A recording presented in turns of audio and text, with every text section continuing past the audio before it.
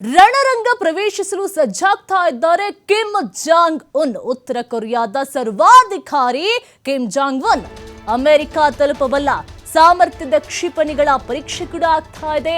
ಅಣ್ವಸ್ತ್ರ ಸಿಡಿತಲೆ ಕೊಂಡೊಯ್ಯಬಲ್ಲ ಸಾಮರ್ಥ್ಯದ ಕ್ಷಿಪಣಿ. ಅಮೆರಿಕ ವಾಯು ರಕ್ಷಣಾ ವ್ಯವಸ್ಥೆ ದಾಟಿ ಹೋಗಬಲ್ಲಂಥ ಮಿಸೈಲ್ ಅದು. ಅಮೆರಿಕವನ್ನೇ ಟಾರ್ಗೆಟ್ ಮಾಡಿಕೊಂಡು ಕ್ಷಿಪಣಿ ಪರೀಕ್ಷೆಯನ್ನ ಮಾಡಲಾಗ್ತದೆ ಎಂದು ಉತ್ತರ ಕೊರಿಯಾದ ಹುಚ್ಚು ದೊರೆ ಅಂತ ಹೇಳಿ ಏನು ಈ ಕಿಮ್ನ ಕರೀತಾರೆ. ಅವರೀಗ ಯುದ್ಧಕ್ಕೆ ಎಂಟ್ರಿ ಆಗುವಂಥ ಎಲ್ಲ ಲಕ್ಷಣಗಳು ಸಹ ಕಾಣಿಸ್ತಾ ಇದೆ.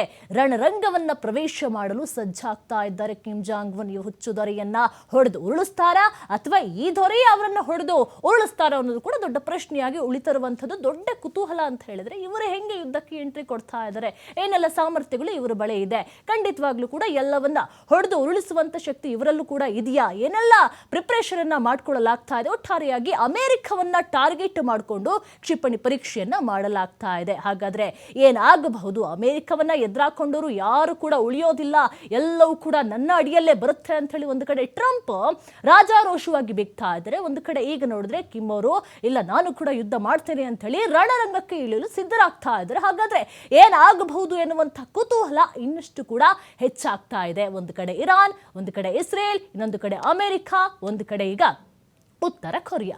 ಏನಾಗಬಹುದು ಎಂಬ ಸಾಕಷ್ಟು ಕುತೂಹಲಗಳು ಕೂಡ ಸಹ ಹೆಚ್ಚಾಗ್ತಾ ಇರುವಂಥದ್ದು. ಅಮೆರಿಕ ವಾಯು ರಕ್ಷಣಾ ವ್ಯವಸ್ಥೆಯನ್ನು ದಾಟಿ ಹೋಗಬಲ್ಲುವಂಥ ಮಿಸೈಲ್ ಎಲ್ಲ ಪರೀಕ್ಷೆಯನ್ನು ಸಹ ಮಾಡಲಾಗ್ತಾ ಇದೆ. ಒಟ್ಟಾರೆಯಾಗಿ ಅಮೆರಿಕವನ್ನೇ ಟಾರ್ಗೆಟ್ ಅನ್ನ ಮಾಡಿಕೊಂಡು ಈ ಕ್ಷಿಪಣಿ ಪರೀಕ್ಷೆಯನ್ನ ಮಾಡಲಾಗ್ತಾ ಇದೆ. ಉತ್ತರ ಕೊರಿಯಾದ ಸರ್ವಾಧಿಕಾರಿ ಕಿಮ್ ಜಾಂಗ್ ಉನ್ ಈಗ ರಣರಂಗಕ್ಕೆ ಇಳಿಯಲು ಸಜ್ಜಾಗ್ತಾ ಇದ್ದಾರೆ. ಅಮೆರಿಕ ತಲುಪಬಲ್ಲಂಥ ಸಾಮರ್ಥ್ಯವನ್ನು ಹೊಂದಿರುವಂಥ ಕ್ಷಿಪಣಿ ಪರೀಕ್ಷೆ ಸಹ ಈಗ ಆಗ್ತಾ ಇದೆ.